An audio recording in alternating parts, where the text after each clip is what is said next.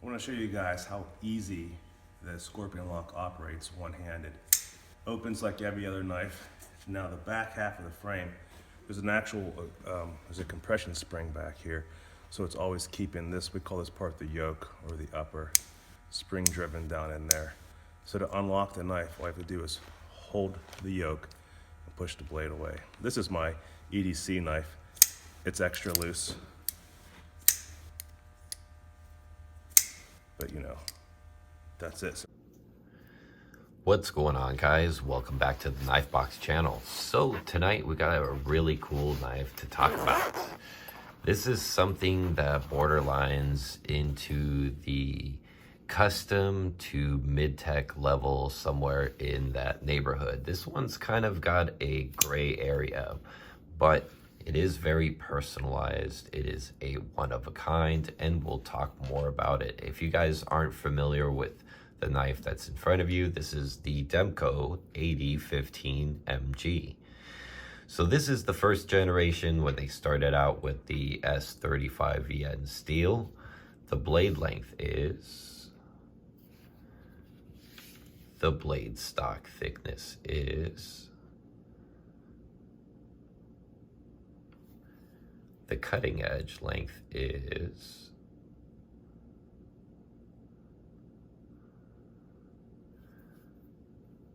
thumb stud style deployment with some nice heavy jimping on the back spine, and you can see a semi-hidden stop pin.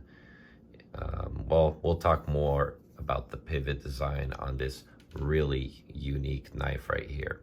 So that's a little bit about the blade. Now it's a nice drop point design, kind of a saber grind with kind of a false edge up at the top, but just an overall nice drop point design with a nice bit of belly that sticks out in the far end of the blade, which I really like. It's got a nice spine, nicely reinforced. Again, you got kind of that false edge up at the top. Very nice keen edge on this one, and just a nice stone wash finish as well. So this one's got a belt satin finish over a stone wash. This one is the first generation, so as I mentioned, S35VN steel, the CPM variety. And yeah, it's just a great cutting edge. It's well heat treated, and this is the MG version. Now there was two versions. There was the full custom, which had a hand ground blade, otherwise exactly the same, and then there was the MG, which is this version, which is the machine ground blade. So that's the difference between the two. These are all machine ground out, but they are sharpened by the Demko brothers and finished and so on and so forth, and assembled by the Demkos themselves. So in the end, it is pretty much just a quick shortcut to making a very similar configuration to the custom. So I guess you could say it's a mid-tech-ish. And then where the custom line goes even a little bit further is this one got sent back to John. Originally, it came in a green G10 configuration. Subscriber and Instagrammer Alex Knifebox thought it might be a good idea to trust me with his $675 Demko Knives AD15 because he always knows to treat expensive knives with the utmost of respect. With some stone wash accent, and I bought this knife actually from brand new from Knife Joy back in the day. Go check them out. But then eventually I reached out to CarbonPlate directly in Russia a few years back, and then I had them send this carbon fiber over because I thought it was absolutely spectacular in this really nice blue configuration. And then we had the lock bar sculpted, and he took it a step further and did the back spacer for me, did this kind of like rock gear pattern, which looks really awesome, matches the lock bar, and then anodized all the titanium, kind of a nice bluish hue of a color. Color of the pen that I hold in my hand is royal blue. So anyways, looks really cool. Just a very unique piece. And let's talk a little bit more about this knife in general and how it's designed. So this is kind of like a modified backlock. It's pretty simple yet genius and a bit complicated in the way that it works. So the way that this one functions, you can see the blade starting off here is kind of rounded in the back, and then you got this nice little sinkhole right here, which is eventually where the lock pin will rotate right into and lock into its position. In the meantime, the back lock is resting on this pin right here, and basically the stop pin is already on the back lock, and it just kind of rotates on the back of the blade tank, almost kind of like a bearing. It's really cool actually how that works. There is quite a bit of downward pressure from the spring on this one right here. You can see this bar right here. It's got very strong springs. You can hear it's very positive when it locks in. So and then on top of that, when you got your hand in the place and you're putting downward pressure, this knife is extremely safe to operate, and it is definitely a good to go knife. No fear of this lock disengaging in one way, shape, or form. That's not going to happen. The hardware is really cool. Now, again, this is a really early generation, but when I sent it in, the first ones had nylon washers, and now he upgraded mine to a dual nylon and bronze washer setup. The pivots are really, really tight, so it's not going to be something I'm going to be able to show you guys, but that's actually something else to highlight, is how nice and tight the pivot is. Really cool how this stop pin is just kind of pressed in here, and then you got this one right here, and how it just nicely works all in one continuous form. So I really dig that. So basically you got kind of like a pinch right here on the blade.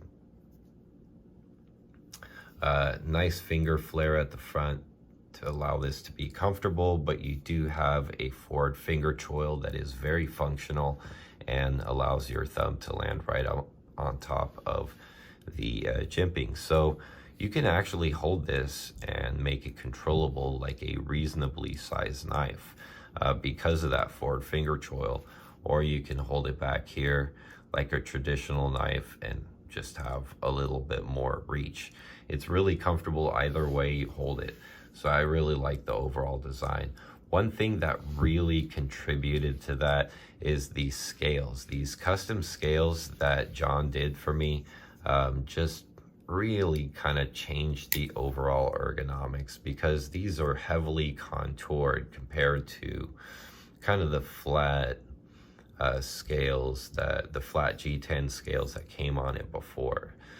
So it really did a huge service to this one, and man, I just absolutely love it.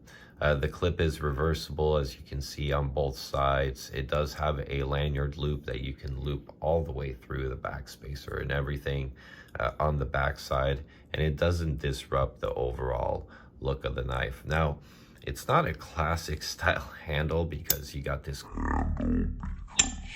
crazy lock bar in the back right here, but it is kind of technically a traditional shape handle if you ignore the lock bar, which is kind of cool. It's got that nice, good, like fixed blade feel to it, and I've always loved knives that feel like fixed blades in the hand. It just gives you a lot of confidence when you've got a knife like this and you want to use it. He's got a knife. That's not a knife. That's a knife.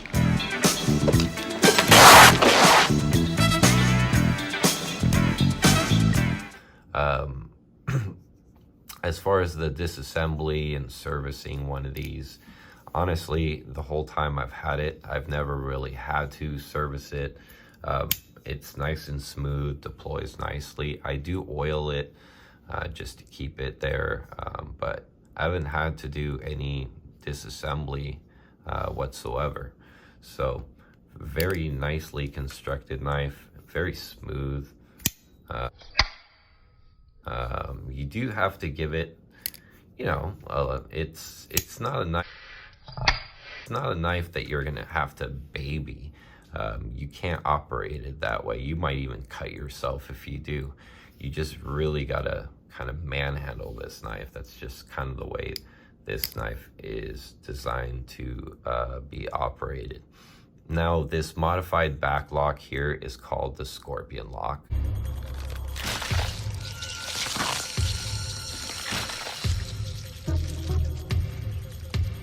That is the name that they gave it, and I really like the way that it functions. Again, this spring on the back lock's really strong on the downward pressure, and this is kind of a knife I've had for years and years, and the lock just doesn't give up. The only thing that I can say is a bit of a dangerous thing at times. When I first got this knife, I almost got the edge of my finger a few times, pinching it like an idiot right in here. That is something that when you're trying to get more leverage, as you can see, you may kind of have that tendency to want to do that, and the blade is definitely going to swing down. And trust me, with this downward spring of this back lock right here, when this blade starts going, there's a bit of a cam down at the bottom, so it really snaps shut right at the end. It'll lock right on your finger. It's gonna hurt. So yeah, that is the Scorpion lock, guys. It's gonna sting. No pun intended.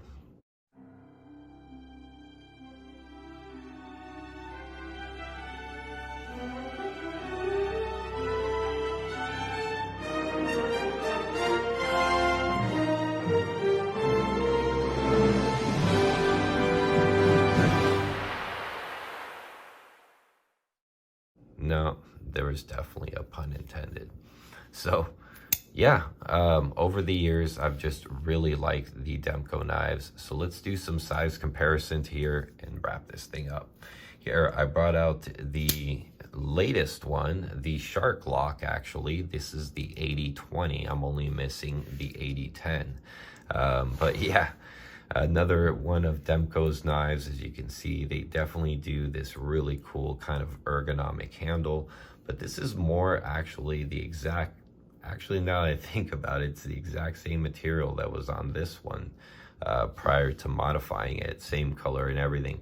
So you can see the texturing and how it's kind of like more of a flat slab of stuff, whereas this is nice and contoured.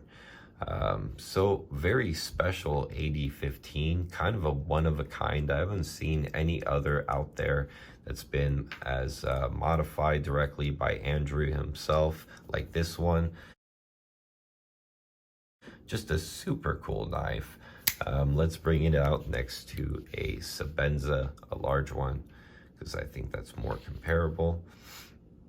So you can see we're in this kind of size neighborhood.